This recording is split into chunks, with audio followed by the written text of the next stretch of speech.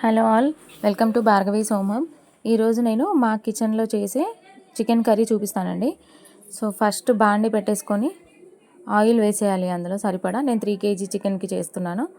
Oil వేసి అందులో onion కూడా వేసేస్తే ఒక 2 minutes, అంటే మా కిచెన్లో కొంచెం వెరైటీ ఏంటంటే మనం బిర్యానీకి ఆనియన్ గోల్డెన్ బ్రౌన్ చేస్తాం కదా, అలా వచ్చే వరకు వేయిస్తామండి. సో అందరూ అంటే రెగ్యులర్గా కొంచెం పింకిష్ కలర్ అయిపోగానే నెక్స్ట్ ప్రాసెస్కి వెళ్ళిపోతారు. మా దాంట్లో అలా కాదండి, ఇది కొంచెం వెరైటీ ఉంటుంది. ఒకసారి మీరు ట్రై చేసి చూడండి, ఇలా చాలా బాగుంటుంది. ఆనియన్ వేసాక ఒక 5 minutes ఆనియన్ని వదిలేస్తే కొంచెం సాఫ్ట్ అవ్వడం స్టార్ట్ అవుతుంది కదా, అలా మధ్య మధ్యలో కలుపుకుంటూ దాన్ని కొంచెం బ్రౌనిష్ కలర్ వచ్చేంత వరకు వేయించాలండి ఆనియన్ని. అలా వేగిన తర్వాత ఆనియన్లో మనం ఇంట్లో చేసి పెట్టుకున్న అల్లం వెల్లుల్లిపాయ పేస్ట్, పసుపు వేసుకోవాలండి. నేను పక్కన ఇంకో స్టవ్ పైన కిచెన్కి కావాల్సిన ఎగ్స్ కూడా బాయిల్ చేసేస్తున్నాను. సో అల్లం వెల్లుల్లిపాయ నేను ఇంట్లోనే చేశానండి. ఇది కూడా ప్రాసెస్ చూపిస్తాను. చాలామంది బయట కొంటుంటారు కదా, దానికంటే ఇది ఇంట్లో చేసుకుంటే టేస్ట్ కన్సిస్టెన్సీ అనేది మెయింటైన్ అవుతుందండి రెగ్యులర్గా. అల్లం వెల్లుల్లిపాయ పసుపు వేసి ఒక 5 minutes అవి పచ్చి వాసన పోయేంత వరకు వేయించేసుకుంటే నెక్స్ట్ ప్రాసెస్ ఇంకా సేమ్ చికెన్ వేసేసుకోవడమే ఉంటుంది. అది ఒక 2 minutes వేయించాలి, అంతే అండి. 2 minutes వేయించేసినాక చికెన్ నేను ఆల్రెడీ కడిగి పెట్టుకున్నానండి. నిమ్మకాయ ఉప్పు వేసి కడిగి ఉంచుకున్నాను చికెన్ని.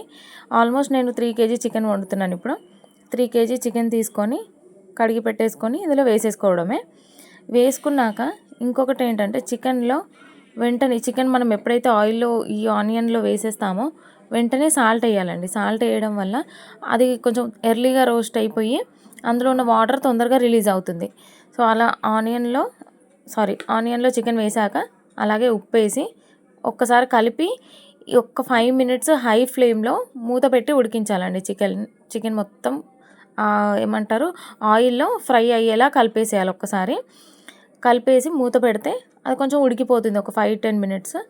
అంతలోపు మనం ఏంటంటే ఇది మూత పెట్టేశాక పక్కనే దీనికి కావాల్సిన గ్రేవీ ఐటమ్స్, అంటే ఇప్పుడు చికెన్లోకి ఫస్ట్ ఇంపార్టెంట్ అంటే గ్రేవీకి టమాటో పేస్ట్ అండి.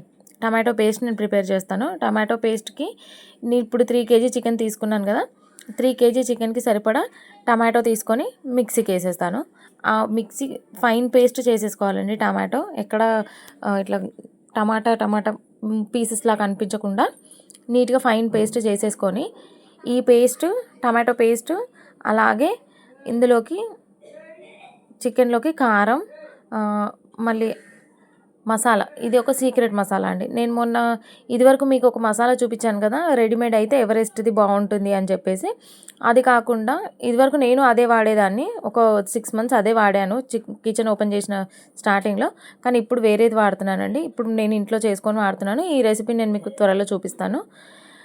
కారం, మసాలా, కొత్తిమీర, పుదీనా, పచ్చిమిర్చి, అలాగే కసూరి మేతి, ఇవన్నీ ఇప్పుడు వేసేసి బాగా కలిపేసేయాలండి. కలిపేసి మూత పెట్టి ఒక 5-10 minutes, అంటే అందులో నుంచి ఈ మసాలాలన్నీ చికెన్కి పట్టి బాగా ఆయిల్ అనేది సపరేట్ అవ్వాలండి. అప్పటి వరకు హై ఫ్లేమ్లోనే ఉంచి దీన్ని ఉడికించాలి. చూడండి ఒకసారి, ఒక 5 minutesలో ఆయిల్ అంతా సపరేట్ అవుతుంది.